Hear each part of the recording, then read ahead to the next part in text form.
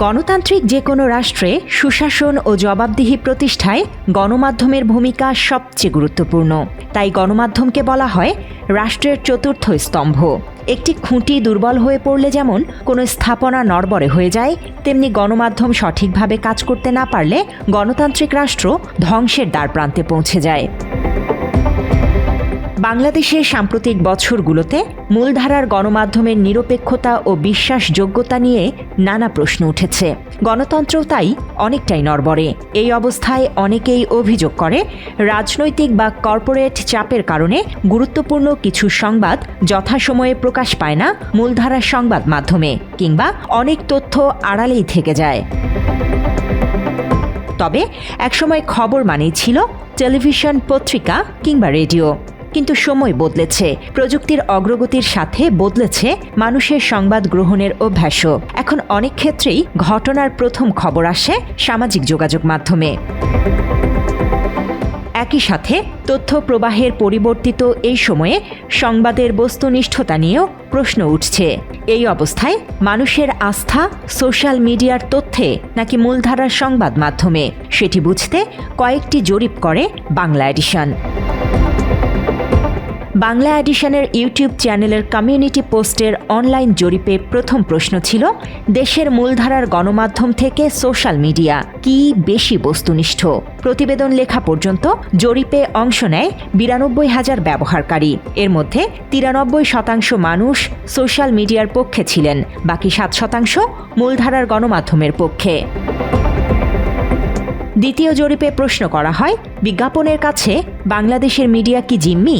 এই জরিপে অংশ নেয়া ৭৮,০০০ মানুষের মধ্যে শতকরা ৯৮ জনই মনে করেন বিজ্ঞাপনের কাছে বাংলাদেশের মূলধারার গণমাধ্যম জিম্মি, বাকি ২% মনে করেন জিম্মি না। অন্যদিকে বাংলা এডিশনের শেষ জরিপে প্রশ্ন করা হয়, বাংলাদেশের এই অবস্থার জন্য মিডিয়ার দালালি সবচেয়ে বেশি দায়ী। সাংবাদিক ইলিয়াসের এমন মন্তব্যের সাথে কি আপনি একমত?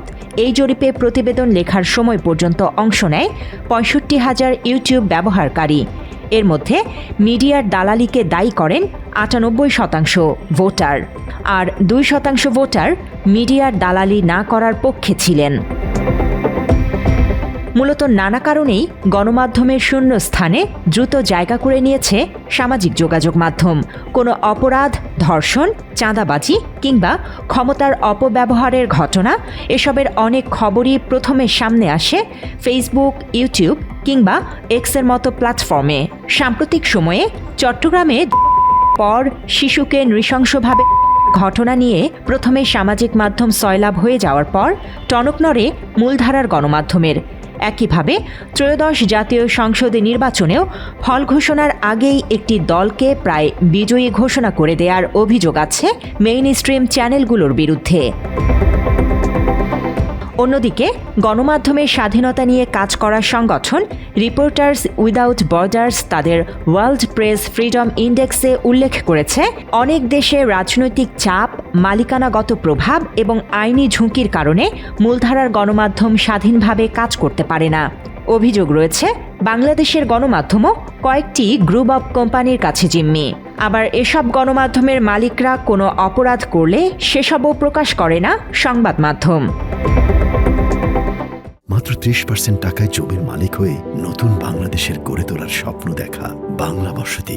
একইভাবে বিজ্ঞাপনের কাছে জিম্মি থাকায় জনস্বার্থের হলেও সংবাদ প্রকাশে বিরত থাকার অভিযোগ রয়েছে মূলধারার গণমাধ্যমের বিরুদ্ধে। তার একটি নজির হল প্রাণ কোম্পানির প্রক্রিয়াজাত করা দুধ। গত বছর সামাজিক যোগাযোগ মাধ্যমের বদৌলতে জানা যায়, পাবনায় প্রাণ ডেইলি হাব সেন্টারে দুধে কেমিক্যাল মেশানো হয়। ভেজাল ওই দুধ জব্দও করে স্থানীয় প্রশাসন। দুধ থেকে আমরা যাচাই বাছাই করে ডিটারজেন্ট অস্তিত্ব পেলাম, যেটা খুবই স্বাস্থ্যের খুবই ক্ষতিকর। সেই অনুযায়ী তারা অপরাধ স্বীকার করেছেন। এমন অবস্থায় আমরা আর কি তাকে বিচার আওতায় আছি এবং যে দুধগুলোতে স্যাম্পলগুলোতে পাওয়া যাচ্ছে ওটা আমরা বিনষ্ট করছি। ঘটনাটিকে অনাকাঙ্ক্ষিত বলে দাবি করে প্রাণ কোম্পানি কর্তৃপক্ষ। কোনো পর্যায়ে যদি কোনো কিছু পাওয়া যায় সেই দুধগুলো আমরা অবশ্যই ভোক্তাদের ভালো দুধ বা ভোক্তাদেরকে সম্মানের জন্য এবং ভোক্তাদেরকে আমরা ভালো দুধ প্রতিশ্রুতিবদ্ধ আমরা রাখি। তো এই কারণে তো সবসময় যদি এই ধরনের কোনো কিছু হয় সাথে সাথে আমরা সেই বিদ্যুৎগুলো আমরা নষ্ট করে ফেলি। আলোচিত এই ঘটনাটি সামাজিক যোগাযোগ মাধ্যমে ছড়িয়ে পড়লেও বিষয়টি নিয়ে কোনো সংবাদ প্রকাশ করেনি দেশের বেশিরভাগ গণমাধ্যম। উল্টো হামিম গ্রুপের চ্যানেল 24 আর ট্রান্সকম গ্রুপের প্রথম আলো সে সময়ে কৌশলে প্রাণের পক্ষে সংবাদ প্রকাশ করে। প্রাণের বিজ্ঞাপনের কাছে জিম্মি হয়েই তাদের দুধে কেমিক্যাল মেশানো নিয়ে চুপ ছিল মূলধারার সংবাদ মাধ্যমগুলো, অভিযোগ রয়েছে এমন। এছাড়া ওয়ালটনের বিরুদ্ধেও নানা সময়ে ক্ষোভ প্রকাশ করেছে দেশের বিভিন্ন প্রান্তের ব্যবসায়ীরা। আলোচিত এই বিষয়টিও সামাজিক যোগাযোগ মাধ্যমে আসলেও জায়গা পায়নি মূলধারার সংবাদ মাধ্যমে। এসব বিষয় ছাড়াও বিভিন্ন আন্দোলনেও সুবিধাজনক অবস্থান নিতে দেখা যায় মূলধারার সংবাদ মাধ্যমকে। জুলাই আন্দোলন তার উজ্জ্বল দৃষ্টান্ত। ওই সময়ে ফ্যাসিস্ট হাসিনার ভয়ঙ্কর পক্ষপাতিত্বের কারণে ছাত্র জনতা বয়কট করেছিল মূলধারার গণমাধ্যমকে। তথ্য সংগ্রহ কিংবা সংবাদ জানা সবকিছুর জন্যই সে সময়ে সামাজিক যোগাযোগ মাধ্যমের ওপর নির্ভর ছিল ছাত্র জনতা। মিডিয়া বা অনেক টেলিভিশনের তারপর নিউজ দেখে অনেকখানি তারা হতাশা প্রকাশ করতো। এটা তাদের ভিতরে অনেকখানি ক্ষোভের সঞ্চার করতো, আমাদের মাঝেও ক্ষোভের সঞ্চার করতো। এটা অবশ্যই হতাশার একটা জায়গা ছিল, কেননা তখন যদি আপনার আন্দোলনটা থেমে যাইতো তখন বাংলাদেশের পরিস্থিতিটা অন্যরকম হতো। তখন আমাদের সোর্স অফ ইনফরমেশন ছিল হচ্ছে গিয়ে ফেসবুক বা সোশ্যাল মিডিয়া, এইগুলো ছিল আর কি। মেইন স্ট্রিমের মিডিয়া ছিল না। কেন ছিল না? কারণ হচ্ছে কি তারা মূল সত্যকে তুলে ধরতেছিল না আর কি। তারা দুনিয়ার মিথ্যা এবং সরকারি প্রোপাগান্ডা চালাচ্ছিল, স্পেশালি বিটিভির মতো চ্যানেল। বর্তমানে বিভিন্ন সময় দেখা যাচ্ছে কোনো ঘটনা সোশ্যাল মিডিয়ায় ভাইরাল হওয়ার পরই কেবল মূলধারার সংবাদ মাধ্যম সেটি নিয়ে সংবাদ প্রকাশ করছে, সেটিও অনেকটাই সেন্সর করে। এই অবস্থায় তথ্যের প্রথম উৎস হয়ে উঠছে নাগরিক সাংবাদিকতা বা সাধারণ মানুষের মোবাইল ফোন। তবে বিশেষজ্ঞরা বলছেন এই পরিবর্তনের মধ্যেও রয়েছে বড় চ্যালেঞ্জ। কারণ সামাজিক যোগাযোগ মাধ্যমে যেমন দ্রুত তথ্য ছড়ায়, তেমনি ভুয়া খবর বা গুজবও দ্রুত ছড়িয়ে পড়ার ঝুঁকি থাকে। তাই তথ্য প্রবাহের এই নতুন বাস্তবতায় প্রয়োজন দ্বিমুখী সতর্কতা। একদিকে মূলধারার গণমাধ্যমকে আরও দ্রুত, নিরপেক্ষ ও অনুসন্ধানী হতে হবে, অন্যদিকে সামাজিক যোগাযোগ মাধ্যম ব্যবহারকারীদেরও হতে হবে সচেতন। ফ্যাসিস্ট বিদায় নিয়েছে, এটি আমাদের একটি বড় অর্জন, বাংলাদেশের মানুষের বড় প্রাপ্তি।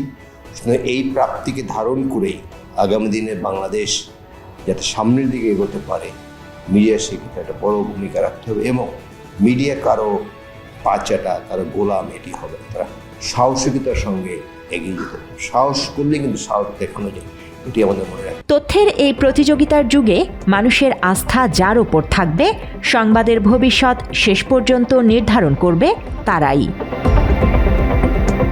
News desk, Bangla addition.